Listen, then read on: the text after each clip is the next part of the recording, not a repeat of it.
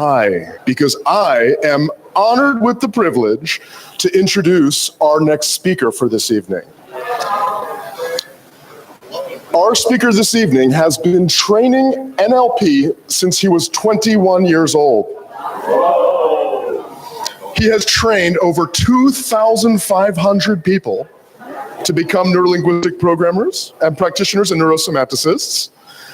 And he is the only meta-coach trainer in the Middle East. Are you guys excited?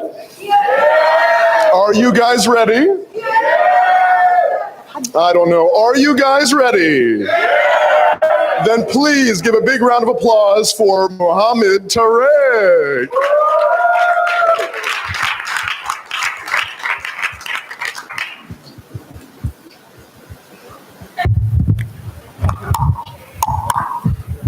How's everyone doing?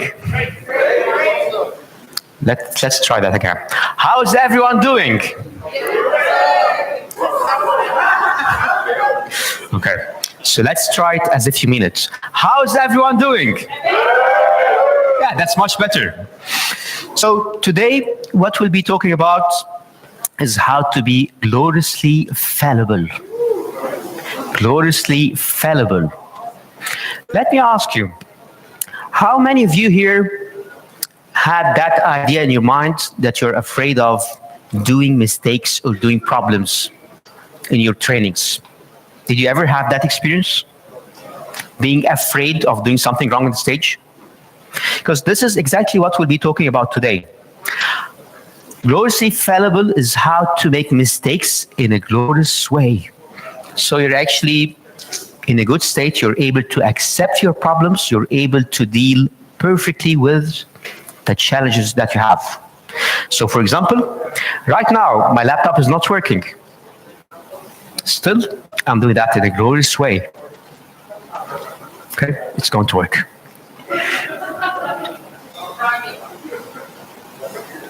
Yes, and here,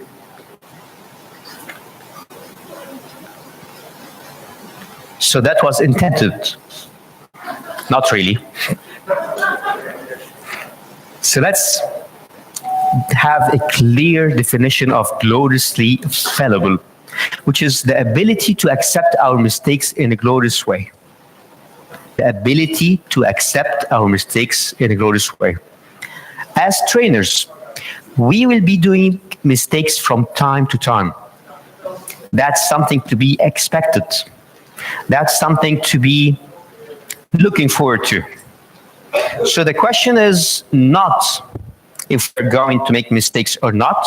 The question is when we make mistakes, what to do about it. Let me repeat that again. The question is not if we're going to make mistakes or not. The question is when we make mistakes, how are we going to deal about it? Okay, so we have few illustration questions, and I'd like to start with these at the beginning to give you a clear idea about what we'll be working on. The first one, what is it like when you're ready and you're okay with being a fallible human being? What is it like when you're okay with being a fallible human being? Did you think about that before? We have another question. What mistakes, errors that you have made and you're still not okay with? Did you make mistakes in your life?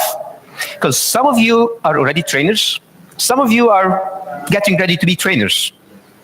So those who are already trainers, did you make mistakes in your trainings that you're not really okay with?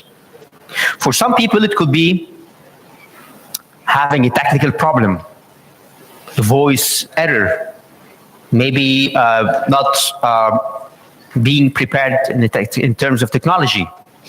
Someone else, maybe you could forget the content that you're planning to deliver. So what was it for you? What is it for you if you're already being a trainer, a challenge that you had, and you're still blaming yourself or not okay with dealing with? Why is this important? So why is it important for us to be gloriously fallible? I have three reasons for you. The first one, When you're able to be gloriously fallible, you know that whatever that's going to happen, I'm going to be ready for it. If I know that I can be gloriously fallible, any challenge that I'm going to face in my trends, whether it's a technical error, it's a personal problem, any challenge that I'm going to face in the training, I know that I can handle that. So it gives you the confidence, it gives you the power and relaxation to know that I can deal with anything. Is that powerful for you? Would that be useful for you if you're a trainer to have that belief? How many of you would like to have that belief? Okay. The second reason I have for you is you can actually use your mistakes to engage people. Did you think about that? You can actually use your mistakes to engage people. Personally, I find mistakes a good opportunity for humor. You can make fun of yourself, you can get people excited, you can get people to laugh about things that are happening. So it's actually a very good way to get your audience engaged. Don't do it purposely, of course, but whenever they happen, you can use them to get your audience engaged. And the third reason I want to give you here is if you know how to handle errors and problems, you can actually make sure that your audience are not distracted. Did you ever attend a training or a presentation when there was a problem and the presenter brought everyone's attention to that problem? It could have passed easily without anyone